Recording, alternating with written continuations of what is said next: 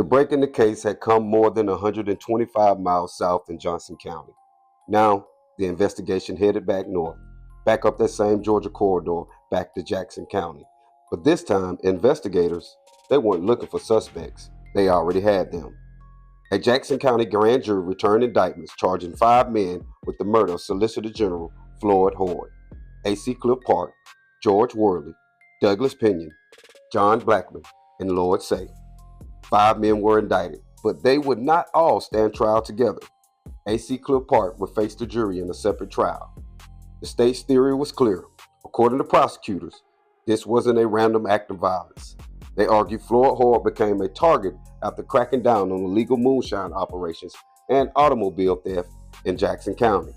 The murder, they said, was a result of a conspiracy.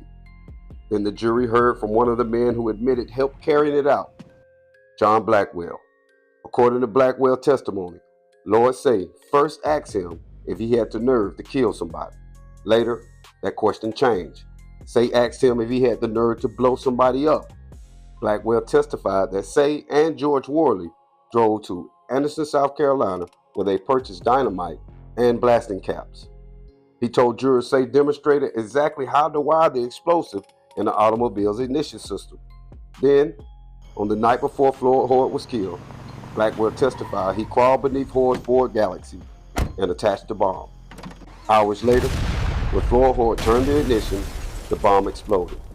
Blackwell further testified that after the murder, he received approximately $700 in an automobile for his part in the conspiracy.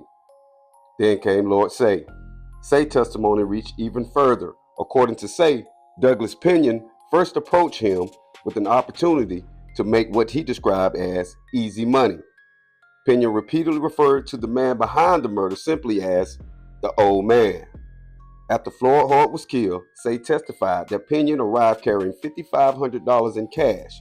According to Seay, the money was divided amongst the conspirators.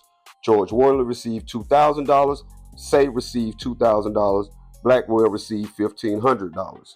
The prosecutor argued that the testimony tied the conspiracy together from beginning to end. The defense, however, saw it differently.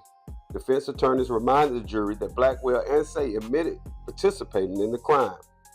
They challenged their credibility, they attacked their motives, and they argued the state had failed to prove its case beyond a reasonable doubt. But according to former GBI Agent Ronnie Angel, there was another battle taking place behind the scenes.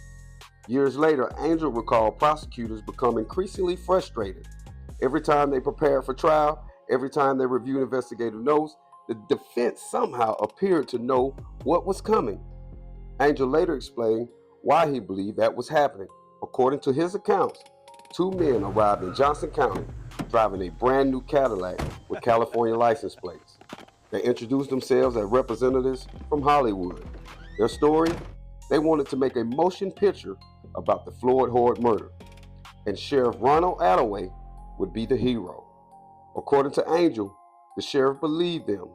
Angel later said Attaway allowed the men access to investigative files and GBI notes. Investigators would later come to believe that information had ultimately found its way into the hands of the defense.